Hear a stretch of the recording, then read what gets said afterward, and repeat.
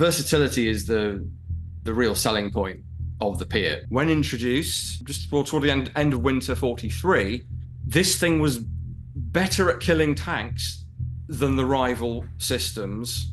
4.5 inches of armor penetration from this thing. It could take out soft skin vehicles, aircraft on the ground, do damage to bunkers, take out strong points, machine gun nests. On D-Day, someone even took out a gunboat with one of these things. Bridges were effectively put out of action with this thing. It was a multi-purpose weapon, and you could use it as a real mortar as well, and that increasingly happened. So a spigot mortar, simply put, is instead of a tube, if your classical mortar has a tube, the spigot mortar does away with the tube. You're slotting the bomb over the spigot and firing it off that. So on one level, it's just a different way of doing mortars. On the other, it has the potential for lightness because you don't have a great big heavy steel tube to lug around, plus the big heavy steel base plate of a conventional mortar.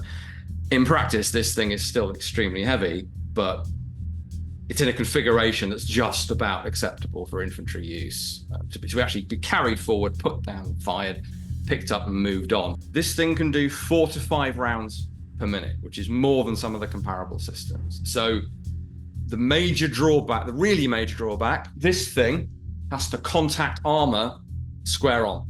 Otherwise, the jet's not going to initiate, it's not going to do its wonderful physics magic and kill the vehicle. If it hits at an angle, it's going to glance off, it may not initiate correctly, or at the very least, you're going to be going through effectively more armor by hitting at an angle. As to effective range is always a problem, with rifles or whatever as well. I mean, the best thing to do really is to refer to the rear sight, which you won't see, I don't think, on camera, but trust me when I tell you that the lower aperture is marked 70 for 70 yards, and the top one is 100. Now, I did find a reference to 115 yards claimed maximum effective range. So this would be against a static hull on a training range or something in good weather with a good gunner. Realistically, the accounts show anything from down as close to 25 yards, which is a pretty terrifying distance to be from a tank.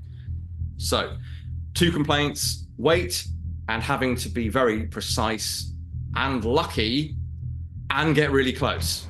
There is, however, an auxiliary sighting system here, which I can't really show you, but it contains a spirit level and is an indirect fire sight that actually pivots almost to the vertical. So high angle,